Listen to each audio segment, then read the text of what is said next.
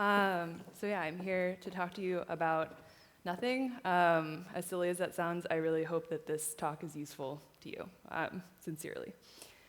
So I'm going to start off by just mentioning that this talk is grounded in a specific place, and that's the Moricom Amphitheater of Roses in Oakland, California, which is where I'm from.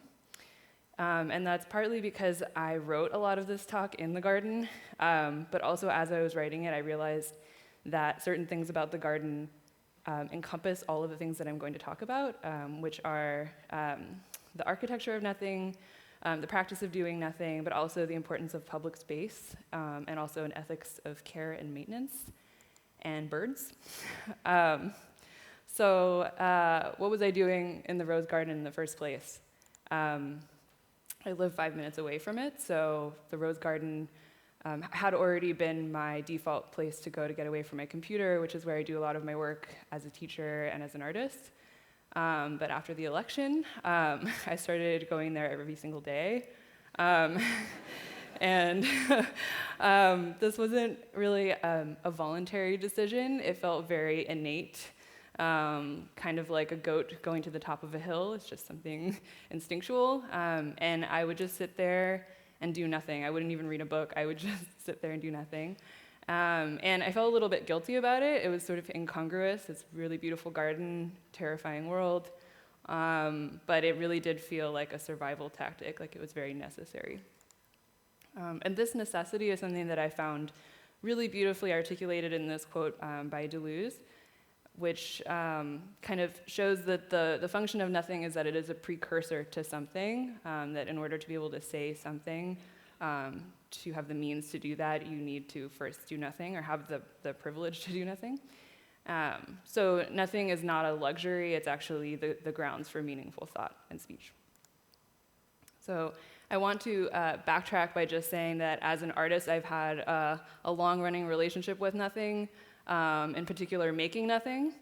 So I'm not lazy, but the only thing I can ever be said to have made or constructed is something in a new context than it was before. So this is from my series Satellite Landscapes. So this is photo merged screenshots from Google satellite imagery with the ground removed. And the sole purpose of this was just so that people would consider these things more carefully or at all. I also did a project called the Bureau of Suspended Objects as an artist in residence at a dump, just an actual dump in San Francisco. And I spent 3 months photographing, cataloging, and researching the manufacturing origins of 200 objects. And this was presented as a book and a browsable archive where people could scan the tags of things and then learn all about their material histories, corporate histories. And when I showed this at the opening at the dump, there was a woman who was really confused and asked me, she said, "Wait, do you actually make anything, or do you just put things on shelves?" And I put things on shelves. That's what I do. And then my most recent residency was at the Internet Archive, so archive.org, if maybe some of you have used it before. And I was collecting specimens from 1980s Byte magazines, and specimens are things that I found that were intentionally or unintentionally surrealist in the ads in these Byte magazines. I'm not doing anything to these images. I'm just taking out the text and sometimes dropping the background back in or cropping them. But, didn't put that guy in there, that tie. That is just what was there. And I had to add this one into Rep California. It's the gold miner finding some computer chips. And even in the cases where it was a little bit more labor intensive, like removing this stuff from this guy who's getting lost in various computer terms, it just felt more like historical restoration than anything else versus making something. And these are interesting on some level because they seem to inadvertently predict some of the more sinister aspects that technology came to embody. But I also more importantly, I just love them. And a friend pointed out to me that is a riding crop on the right. So it's implying that the computer is not only a cop, but a horse-mounted cop, which I really love. And this project really brought home for me that I really like finding better than making. I like finding better than making so much I can't even be bothered to make things sometimes. And this love of finding things and the things that one finds is something that I provisionally call the observational eros. So the observational eros is an emotional fascination with your subject that's so strong that it overpowers the desire to make anything new. And I remember coming across this introduction to Cannery Row. It's a Steinbeck novel in high school, and it stuck with me because it describes the patience and the care needed to closely study specimens that are so precious and fragile that they actually risk breaking under the weight of observation. So it probably wouldn't surprise you to know that my favorite movies are documentaries. And one of my favorite pieces of public art was made by a documentary filmmaker, Eleanor Coppola.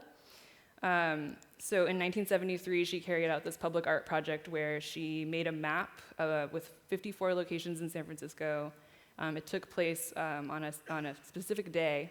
And you can see from the map text that she wanted to portray or sort of cast the city as art that exists already, where it is, that doesn't need to be removed to a gallery.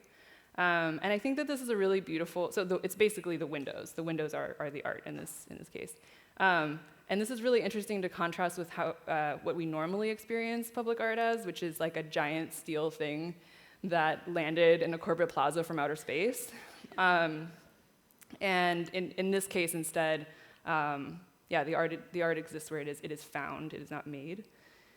And then more recently, this is kind of a similar project by a friend of mine, Scott Pollock.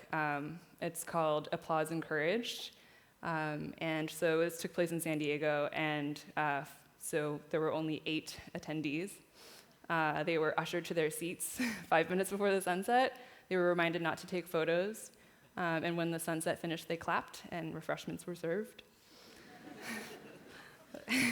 And I recently got to see this piece at the Walker in Minneapolis. It's a room by James Turrell where you can kind of just sit and contemplate this square hole in the ceiling.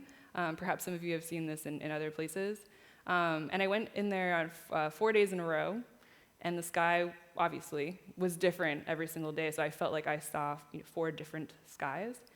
But what I want to point out about this is the slant in the wall. So when you sit in there, it's kind of architecturally an invitation to look upward for as long as you want, without straining your neck. You can just be in there for an hour. So that brings me to the architecture of nothing.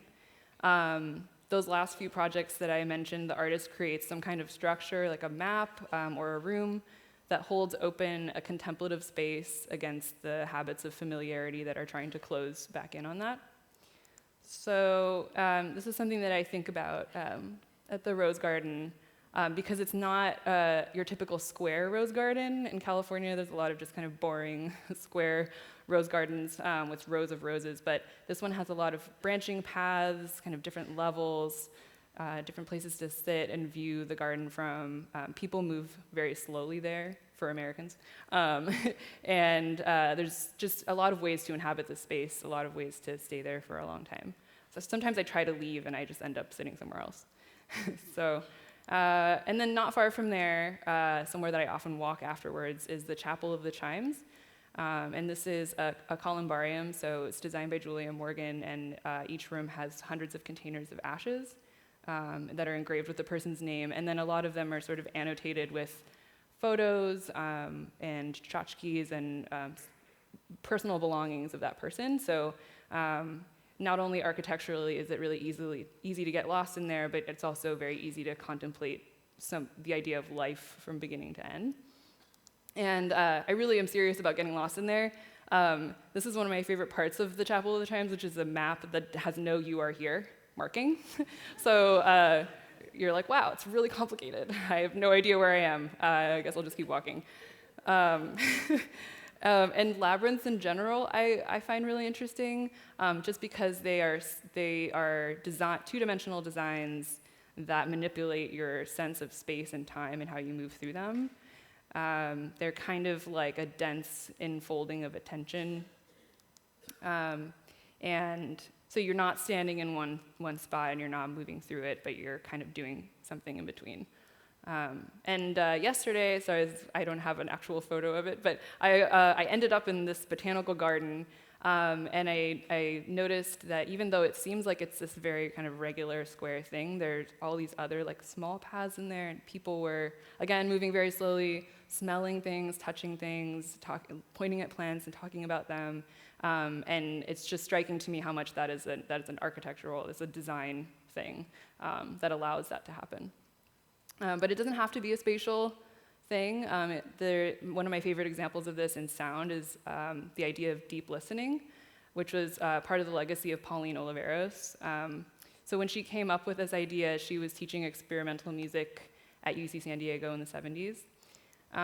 And she developed it as a way of working with sound that could bring, as she said, some peace amidst the violence and the unrest of the Vietnam War.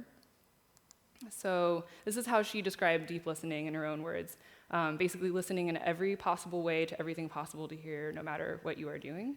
And she distinguished between hearing, mere hearing, and listening, which is active. And the goal and the reward of deep listening for her were a general heightened sense of receptivity to everything, which she noted was a reversal of the norm, which prefers kind of judgment over observation and intuition. And reading about this, I realized that I have practiced deep listening before, just in the context of bird watching. And I actually think that it's really weird that it's called bird watching, because if anyone here is a bird watcher, you know that half, if not more of that, is bird listening. So I think they should just change the name to bird noticing. That's my opinion. But whatever you want to call it, it requires you to literally, physically do nothing. You can't like make a bird come out and identify itself to you. You have to just walk until you hear something, and then when you do, you stand under a tree, motionless for like up to 15 minutes, trying to figure out what and where it is. And in my experience, this makes time kind of stop. It makes me late to things all the time. I'm very serious. It's like a problem. So something that bird noticing did for me was that it changed the granularity of my perception. So at first I just started being aware of just the presence of birdsong. And then I specifically started noticing scrub jays, which are really loud, and I don't know how I didn't notice them before, and they sound like this. Really loud. And then I started noticing other songs like ravens, robins, song sparrows, chickadees, goldfinches, towhees, hawks, nuthatches, woodpeckers. And when I would walk into the rose garden, I would sort of acknowledge them one by one as I heard them. And this diversification of bird sounds into discrete, meaningful sounds is something that actually really reminded me of the moment that I realized my mom speaks 3 languages, not 2.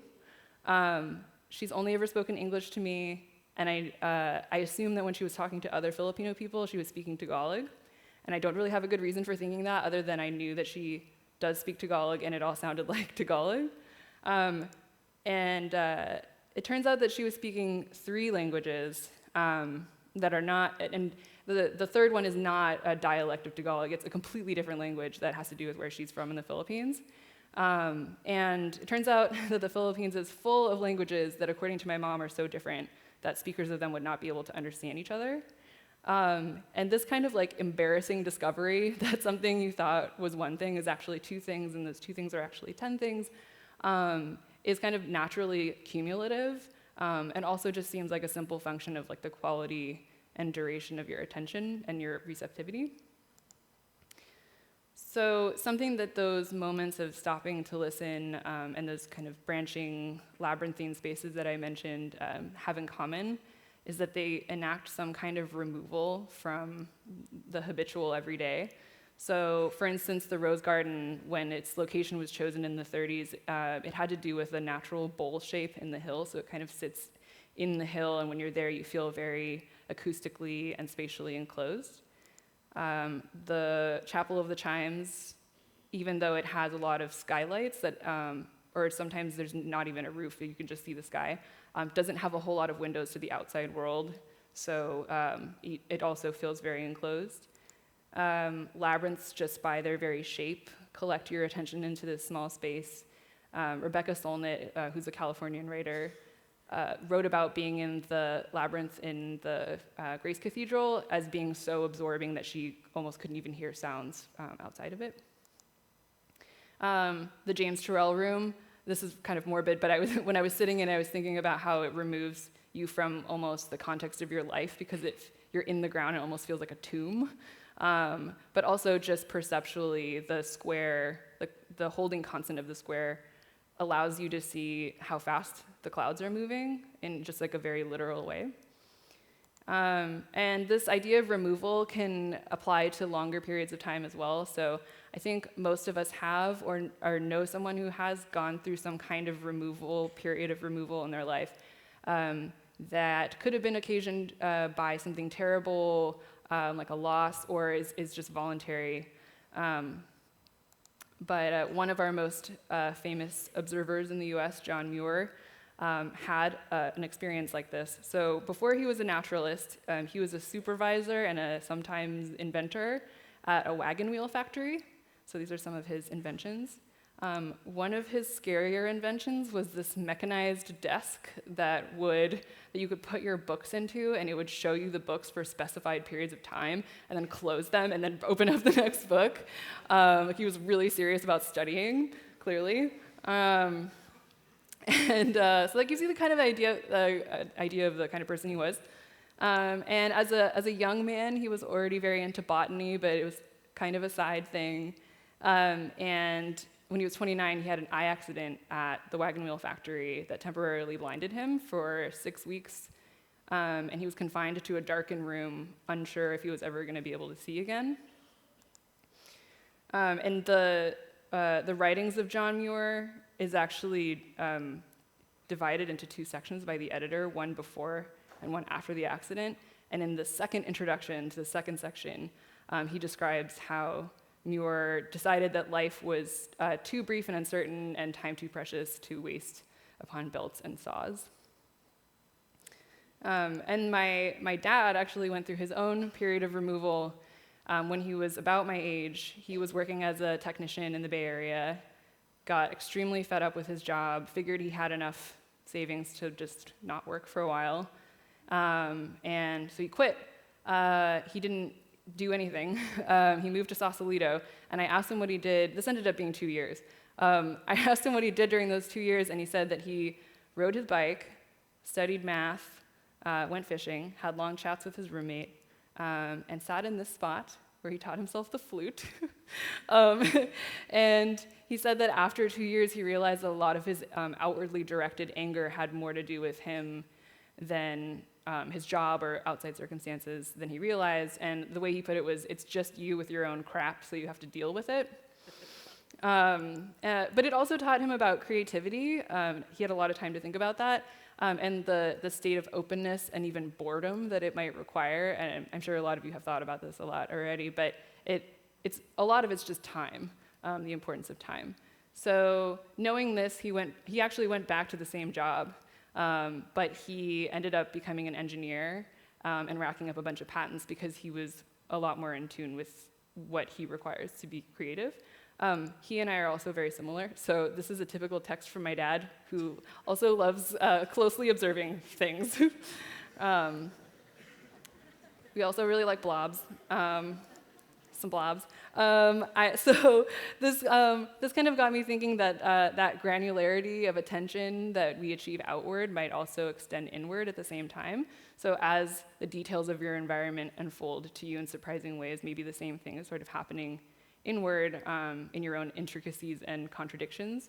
My dad said that doing or having that time made him understand himself in relationship to just the world, not that world of his job. And everything that happened at work was just one small part of a larger thing. This reminds me of how John Muir described himself, not as a botanist, but as a poetico-trampogeologist, botanist, and ornithologist, naturalist, et cetera, et cetera. Or Pauline Oliveros' autobiographical statement from 1974, in which she is all of these things among the other things that contribute to her identity. And this has inspired me to maybe change my bio to include the many things that constitute my identity.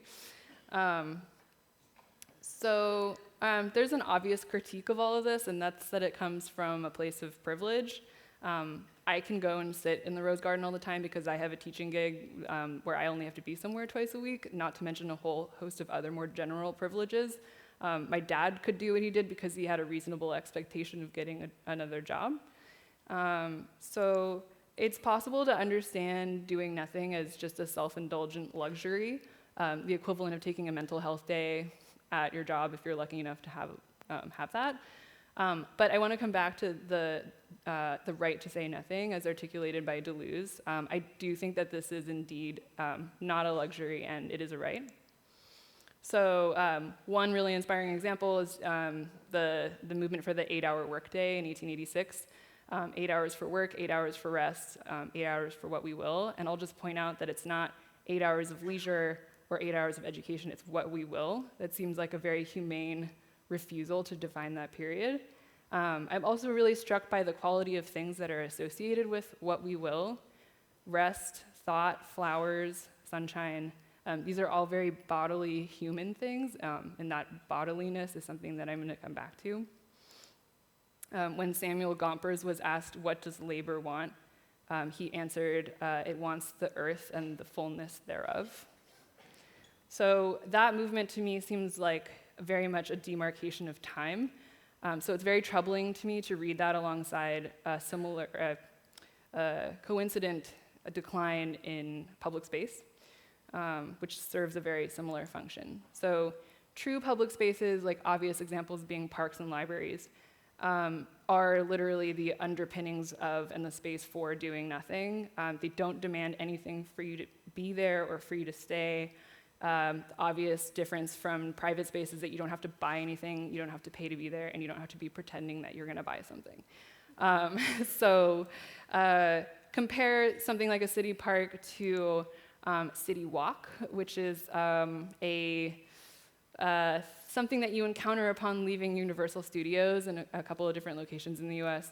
And it's sort of a faux urban space. It's Universal Studios interfacing with the actual outside world, so it's somewhere in between.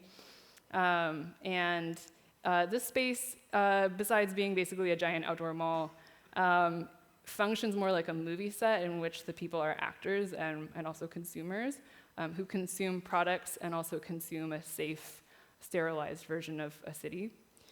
And Eric Holding and Sarah Chaplin have described this as a scripted space. It excludes, directs, supervises, constructs, and orchestrates use, sort of the opposite of a public space in that way.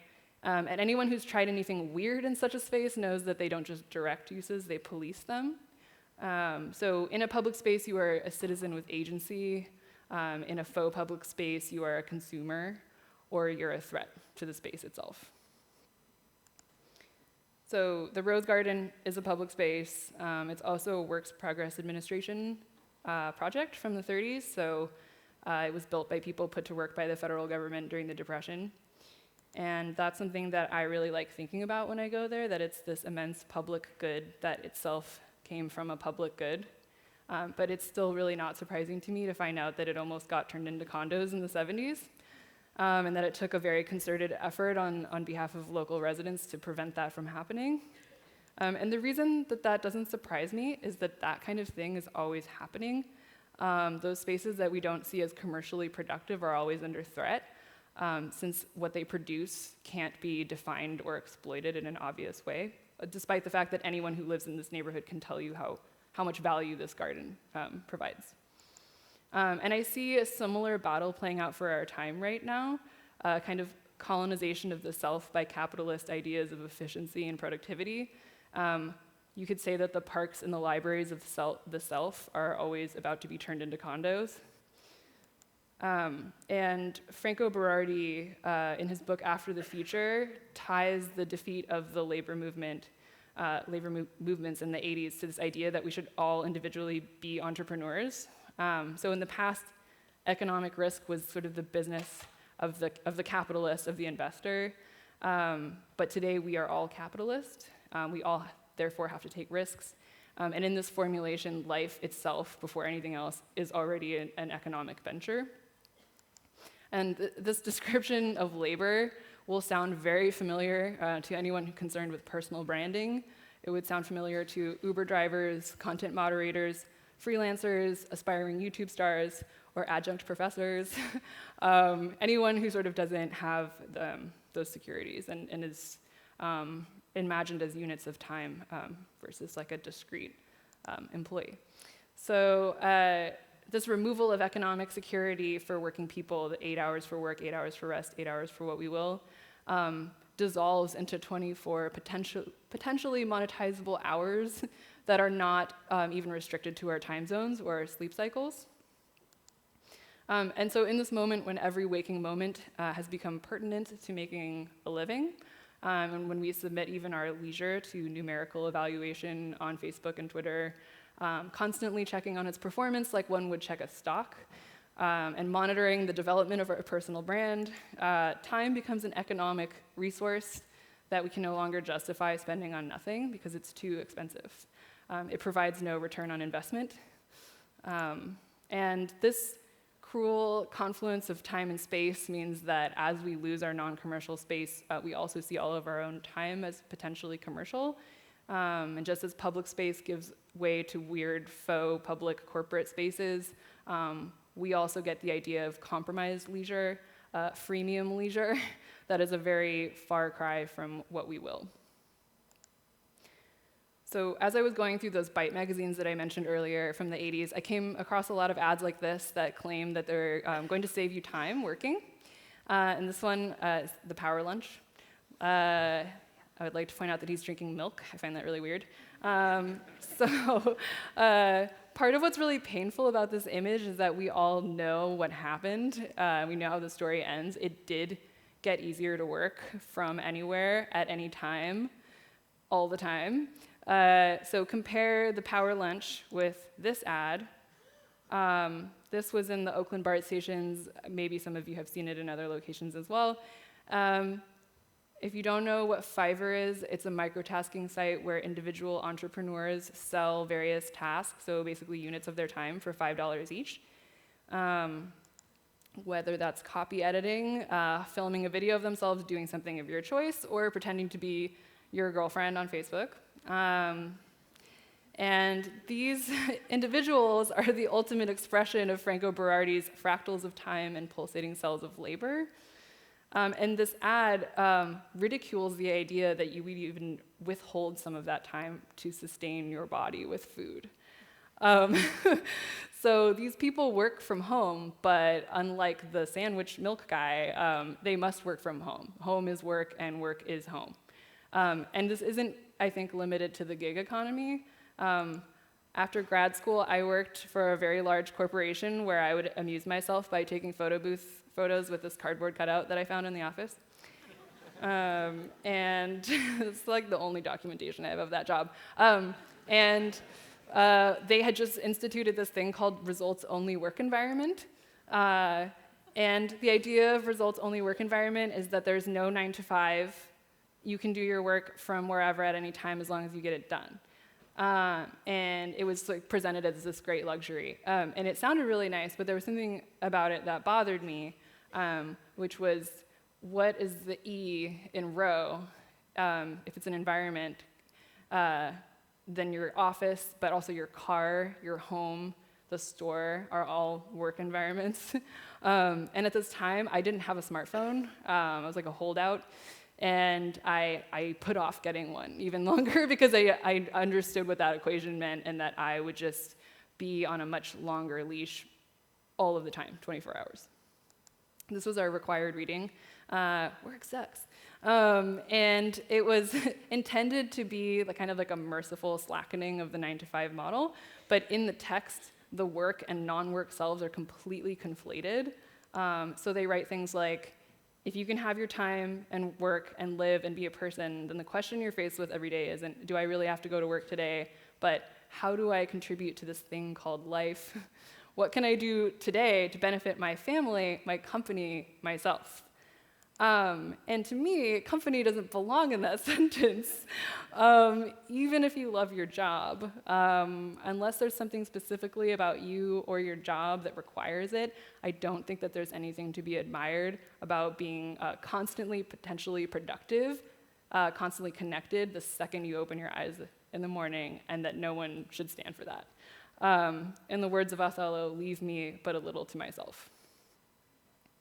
So this problem of constant connection and overstimulation is already a problem. After the election, I think it became a very, very big problem that I started thinking about a lot more.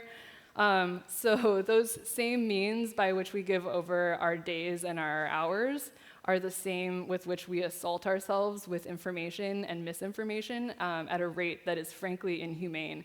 And I'm not saying don't read the news and what other people have to say about the news, but I think we can all agree that there is a problem of quality and of speed and attention span that are all related. So Berardi again mentions that modern regimes are not actually founded on the repression of dissent, but rather on this proliferation of chatter, the irrelevance of opinion and discourse, and on making thought, dissent, and critique banal and ridiculous. So the real problem is the informational overload and siege of attention and occupation of sources of information by the head of the company. So this financially incentivized proliferation of chatter and the speed at which waves of hysteria kind of started happening online or had been happening online deeply horrified me and offended my senses and cognition as a human who dwells in human bodily physical time. The connection between something completely virtual and something utterly real, as evidenced by something like Pizzagate, or the doxing of online journalists, or having SWAT teams sent to their addresses, is deeply and fundamentally unsettling to me on a human phenomenological level. And I know that after the election, a lot of people were wondering about or searching for some idea of truth, but for me, it was also just about reality. So, birds.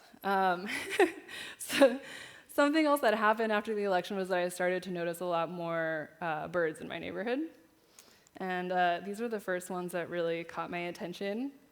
These are night herons. I think that you might have them here, but they're not very common. And they hang out by a KFC in my neighborhood, and they're there almost every day and every night reliably. Because it's a KFC, I call them the Colonels. But yeah. Also, my Twitter account is largely photos of these birds, just so you know. And they have this kind of like grumpy, stoic comportment. And like other herons, they do have a long neck, but they keep it a secret. They never stick it out, and they kind of stay in this football shape. And I, kind of without meaning to, I modified my path home from the bus to pass by them. Because I was reassured by their reliability. And it had something to do with the fact that I could look up from whatever trash fire was happening on Twitter, and they would still be there, unmoving, with their pointy beaks, regardless of the weather. And I actually found them on Old Street View. So this is in 2011. They're still there. And I don't doubt that they were there before that, but it doesn't go back any further. So I noticed them. I also started noticing some crows in my neighborhood. And I was paying attention to them because I had just read this book, The Genius of Birds. And it's about, among other things, crows are incredibly intelligent and can recognize human faces and remember them for years. So I started leaving peanuts on my balcony railing. And I felt like a crazy person because nothing happened, and I just had these peanuts there. And then after a while, like one or two would be gone, but I didn't see what happened, and maybe the wind blew them away.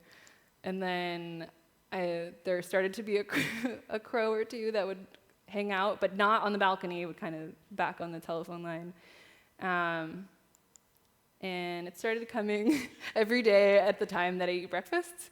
And it would sometimes caw to make me come out and put a peanut there if I hadn't. And then it brought its kid. And I know that that's its kid because the smaller crow had this like chicken-like squawk that sounded very undeveloped. and I named them Crow and Crowson. And I soon discovered that Crow and Crowson prefer me to throw peanuts off the balcony so they can do these fancy dives off of the telephone wire. And I can't read crow minds, but I feel like they enjoy doing this. And I obviously enjoy watching it. And sometimes they don't want any more peanuts. They just sit there and stare at me. And one time, Crowson kind of followed me halfway down the street. And to be clear, I also stare back at them a lot, and I imagine that it looks very weird to my neighbors. But again, like the night herons, I was just comforted by their presence, and I was also comforted by the fact that they recognized me, and that whatever it is that they do the rest of the day, that they always come by my apartment, still to this day, at 11 a.m. So, and now there's 3, by the way. That is either the other parent or a family friend. And then this guy. So this is a scrub jay that lives in a particular corner of the rose garden. Scrub jays can also recognize human faces. They also really like peanuts. And whenever I go there, I listen for that shriek that I played you earlier. And if I hear it, I will sit on a bench and put a peanut out and wait for this guy to come out. Part of the reason some of the evidence that scrub jays are smart is that they can remember up to 200 locations where they buried a snack for later. And if they see another bird looking at them while they do it, they will secretly go back and rebury it. So it suggests that they have a theory of mind. They understand the internal mental reality of other birds. And one of my favorite things to watch is a scrub jay taking a peanut, finding a good spot, hammering it into the ground with its beak, and then very artfully placing dirt and leaves on top of it to make it look like it was never there. So like I said, this isn't just about me watching, I'm watching the birds, but I also think a lot about what the birds see when they watch me. And I think what they see probably is just recurrence day after day. They don't know what my job is, and they don't know what my problems are. They just see a human that gives them peanuts. And through them, I'm actually able to inhabit that perspective on myself as the human animal that I am. And when they fly off, I can also kind of inhabit that perspective as well. I started noticing the shape of the hill that I live on, the different trees that are on the hill, places that they would land. There are some ravens that live half in and half out of the rose garden, and then I realized that there is no rose garden to them. So this kind of alien animal perspective on the world that I share with them unexpectedly provided me with this escape hatch from contemporary anxiety, but also just a reminder of my own animality and the animateness of the world that I live in. Their flights enable my own literal flights of fancy. And it recalls a question asked by one of my favorite authors, David Abram. Do we really believe that the human imagination can sustain itself without being startled by other shapes of sentience? And so as strange as it sounds, this is what explains to me my need to go to the rose garden every day. What was missing from that surreal torrent of information and virtuality is any regard or any place for the human animal, situated as she is in an experiential time and physical environment with other human and non-human entities. It turns out that groundedness requires actual groundedness in the ground. Abram writes that direct sensuous reality is the sole and solid touchstone that we have as humans. And reading this, I sort of grabbed onto it like a life raft. This is real. The living, breathing bodies in this room are real. I'm not an avatar or a set of preferences or some smooth cognitive force. I'm lumpy. I'm an animal. I'm different one day to the next. I hear and see and smell things that hear and see and smell me. And I find that it takes a break, some time to do nothing, to remember that, to remember who and where I am. So I want to be clear that I'm not actually encouraging anyone to do nothing in a larger sense. There's so much racial, environmental, and economic injustice to be very angry about right now and to be acted on. There's a lot to be mourned that's already happened. But ironically, I think that in this situation, it's even more important to do nothing because that's the time that we reflect and think and sustain and heal ourselves. So I suggest that in this time of extreme overstimulation that we cultivate instead of FOMO, NOMO, the necessity of missing out. If you can't deal with that, NOSMO, necessity of sometimes missing out, whatever you can handle. And in that sense, you could sort of file this whole talk under the heading of self-care. But if you do that, I want to be clear that I mean it in the political sense that Audre Lorde described in the 1980s. Self-preservation is an act of political warfare, and not in the way that it's been appropriated by brands. And I think that we're all smart enough to make that distinction, but I just want to put that out there. But there's something else besides self-care, and that's that doing nothing teaches us how to listen. So I've already mentioned deep listening, but I think that in a general sense, doing nothing means holding yourself still for long enough that you can perceive what is actually in front of you. Myself included, I think we could all stand to learn to listen a little bit better. And as someone who loves the internet and weird internet things, I don't want to write off the amazing culture and activism that happens online. But filter bubble aside, the platforms that we use don't really encourage listening, in my opinion. They encourage shouting or having a take after having read a single headline. And I alluded earlier to the problem of speed, but this is also a problem of listening and of bodies. So Franco Berardi, who I mentioned already, he makes this distinction between connectivity and sensitivity. So connectivity is the rapid circulation of information among compatible units. You can think of this as something like shares, something getting a lot of shares by a lot of like-minded people on Facebook, something getting a lot of likes.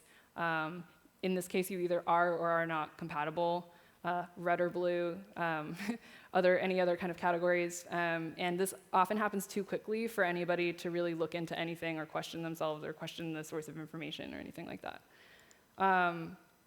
Sensitivity involves a difficult, awkward, ambiguous encounter between two differently shaped bodies that are themselves ambiguous.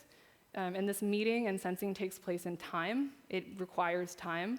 And it's a complex transfer of information that might actually change the shapes of those bodies as they come away. So connectivity is a share, or conversely a trigger. Sensitivity is an in-person conversation, whether pleasant or difficult or a little bit of both. And obviously, online platforms currently favor connectivity, not simply because they're online, but because arguably for reasons of profit, since the difference between connectivity and sensitivity is time, and time is money, so again, it's too expensive. And as the body disappears from this equation, so does our ability to empathize. Berardi suggests that the triumph of connectivity over sensitivity is making us deaf to everything that can't be verbalized in these signs that we now kind of communicate with. Online, things that can't be verbalized are figured as excess or incompatible, even though we all know from human experience how much meaning can be carried by nonverbal expression, not to mention the simple fact of a body in front of you. So self-care, also the cultivation of sensitivity. Those are two somethings you can get from nothing. But there is one more, and that's an antidote to the rhetoric of growth. So in nature, things that grow unchecked are considered parasitic or cancerous. And yet we privilege unchecked growth over the cyclical and the regenerative.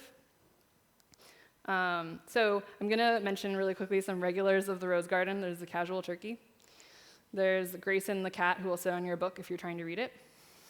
But there's also volunteers. And so the volunteers are there maintaining the garden, and to me are evidence of how much effort and care it takes to maintain something so beautiful and valuable. And seeing them makes me think of something called the Maintenance Manifesto by the artist Mireille Lederman-Ukeles.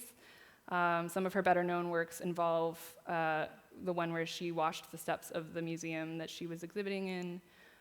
She also spent 11 months shaking hands with and thanking New York City's 8,500 sanitation men, and telling each one of them, thank you for keeping New York alive. And so she became a mother in the 60s, and she started thinking a lot about maintenance work and how much it was not valued and thought of as work. And so she wrote this thing called the Maintenance Manifesto, where she makes a distinction between cyclicality and care and regeneration as the life force, and then the death instinct, basically, which sounds to me a lot like disrupt. And one is routinely valorized and masculinized, while the other one sort of goes unrecognized. So that brings me to one last aspect of the Rose Garden.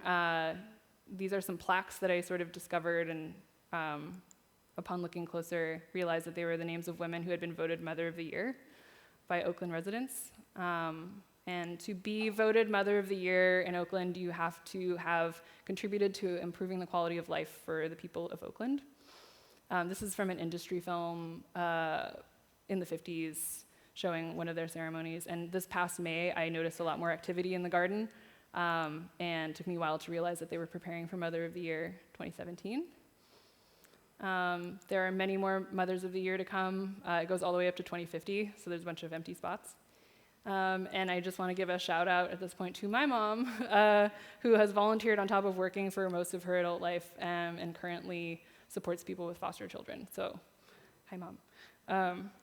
And I'm talking about mothers in this context of work that sustains and maintains, but I don't think that someone needs to be a mother to experience a maternal and caring impulse. And thinking about maintenance for one's kin, however you define kin, always brings to mind this book called Paradise Built in Hell by Rebecca Solnit.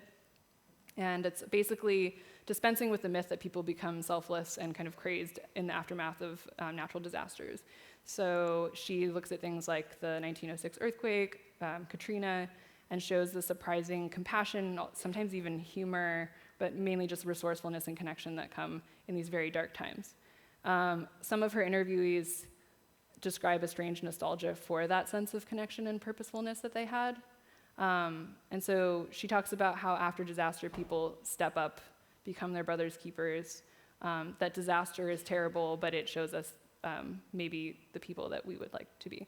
Okay, I'm going to skip through some of this. Sorry, I ran out of time. So, all right. All right, it's an epilogue. Very short. Okay, so you might be wondering what this means for me as an artist, doing nothing. I'm a digital artist, so looking back at my work, I can see that I use a lot of Google Earth, which is a way of looking closely observing the Earth, even though it's from a digital remove. I think about the most valuable experience as an artist has been my physical interaction with objects at the dump, or even just the many hours that I've now spent in the Rose Garden, meaning to go get coffee and ending up on top of a hill somewhere. 3 hours later, the fact that most of the books that I've read recently have been about plants and animals. I don't know where any of this is going to end up or where I am going to end up. So as a thank you for listening to me talk about nothing, only to essentially have me tell you that I don't know what I'm doing, I'm going to give you a little bit of nothing. So a couple years ago, I was on Caltrain. Maybe some of you have been on Caltrain, but it's what a lot of people in Silicon Valley use to get to work. So everyone on the train is working, very stressed out. I was very stressed out. I was feeling very confined by my own specific concerns and stresses. But I happened to be listening to a podcast by Gordon Hempton, who's the acoustic ecologist that I mentioned earlier.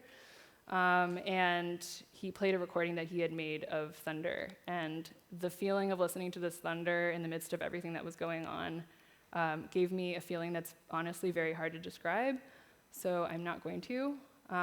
Instead, I will ask everyone to close your eyes.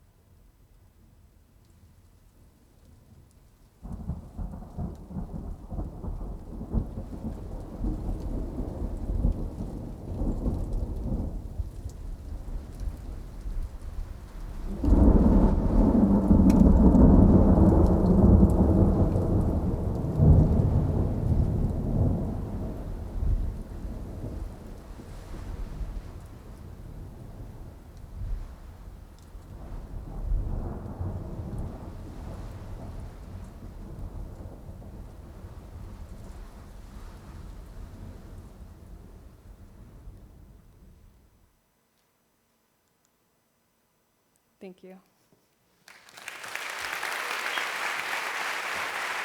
Jenny, let's talk. Oh, thanks. I have questions. Oh, you. I do. I have questions from myself, and I have some questions from the audience. Oh, okay. And Sorry, I didn't maybe know if that. you're super fast, you can also still get something in. My first question is going back to the very beginning when you talked about the granularity of attention and this, and also actually at the end when you were talking about this self-care, this active kind of nothingness. How do I know if I'm new to this, whether I'm being paralyzed or whether I'm doing political and meaningful self-care? Or like, am I paralyzed with terror or doing great? I think most of the time, I feel like both, like at the same time. I think you can, I don't know if you can tell the difference. I think it's important to, regardless, if you feel paralyzed, that is a sign that you should stop, and have enough time to maybe move past that paralysis. Yeah. Just on a collective level, I noticed in Oakland after the election, there was an interesting process that happened where people were paralyzed. They were still talking, and that was really important. But it took, a long time before, the wheels got moving. But obviously, they got moving because of the support and the conversations that people were having, even as they were freaking out about not doing anything. The Stereo Associates, this is a Twitter handle, I think may possibly also a company, they would like to know what would happen if everyone spent 10 minutes meditating every morning. And if you want to question this enforcement of meditation, you can also do that, but yeah. Maybe it's specifically meditating, or maybe it's just doing nothing for 10 minutes. I think that would be great. I think what a lot of it has to do with perspective. I know I've already told some people here this, but I recently visited a 25-million-year-old rock in Oregon, and I just sat on it for a while and was just thinking about how insignificant all of my personal concerns were. And I think that just spending 10 minutes can achieve some of the same, just getting perspective. Again, not to, there are real problems that need to be worked on, but just getting the clarity to know what to do first and what you don't even need to be worrying about, just on a personal level. We have some questions from Aral Balkan, who actually I think has been a speaker, or I know has been a speaker on this stage. He said that you were talking about how the public spaces are so crucial, but online we have almost no public spaces at all, because a lot of the infrastructure, the context like Google and Facebook are of course private spaces. Do you have any thoughts on this and how we should act on this? I have some friends who are much more technical than I am, who are really trying to create more rhizomatic networks that are run kind of like collectives that are more local. I think that's a really positive direction to go in. That could be something more closer to a genuine public space, but I agree that as long as there are these kind of corporatized spaces, not to mention the total anonymity. I think that's a really big problem as well, with just trolls and stuff. That will continue to be a problem. And he also wonders that this suggestion in contemporary society that we have to be companies of one, what that does to our rights in a context where there are companies of literally thousands. Yeah, like I said, I'm glad that I had at least the experience of working in a giant corporation just to see that happening, but I live in the Bay Area. I've been to various tech campuses, and I understand the desire to provide a lot of interesting and cool amenities to one's employees, but I find that incredibly insidious because it takes away the boundary that you have where you are no longer at work, you are not your work self, you have, it's what we will, it is question mark, not of concern, what I do on in my own time. So I think that again, it's probably everywhere, but especially in the Bay Area, I see this creeping encroachment within corporations on that individual. And everything you have will get eventually. Yeah. Alas. Yeah. So already that's a problem, but now even more a problem. Still, can you see though that it's also attractive that people would make these choices? Some people will think about the whatever it was called, the work everywhere all the time ethos, and go, yes, I am free finally. Yeah, I guess if you wanted to, I'm not stopping anyone from doing that if they want to, but even then I would, even if your work was interspersed through different places and times, I would hope that someone would even just artificially make sort of barriers in time or space where they're like, okay, I'm just being a human right now. Yeah. And even as you're saying that, I'm also realizing that actually, of course, also, then maybe the question you need to ask yourself is like, why, like, what is the underlying problem? Like, what is my relationship to this work? Maybe there's some other structural problem, like I'm not allowed to be a parent at the same time as having a job, for instance. And maybe then I shouldn't make the devil's bargain. I should actually fight for something else. Yeah. Yeah. Totally. Okay. I think I have at least one question here. Yes, this is from Anna Devdariani, who says, connectivity versus sensitivity. Can there be one without the other? So I guess we should talk about what connectivity means to you. Can there be connectivity without sensitivity? Maybe not, but I feel like in its current configuration, I feel like connectivity or platforms that favor it, they hijack sensitivity. I think a lot of us go to these platforms with very genuine feelings of wanting to connect with other people and feel like we're with other people, and find those kind of. We don't ever really find it there, but we're constantly drawn there trying to find it, not to mention that is generating ad revenue, which is a really big problem. So I think sensitivity and connectivity might be connected in that way. Yeah. I definitely think, I don't know. They do exist in a complementary sense. Like you can strengthen your friendship or relationship with someone on a social network and then have a very meaningful friendship offline. Yeah. I think so. I guess they'll always be there, but I think that connectivity gaining the upper hand all the time is the problem. Yes. I have so many thoughts, but we are running out of time. Yeah. Thank you so much. Thank you again. Thank you. Jenny Odell. Thanks.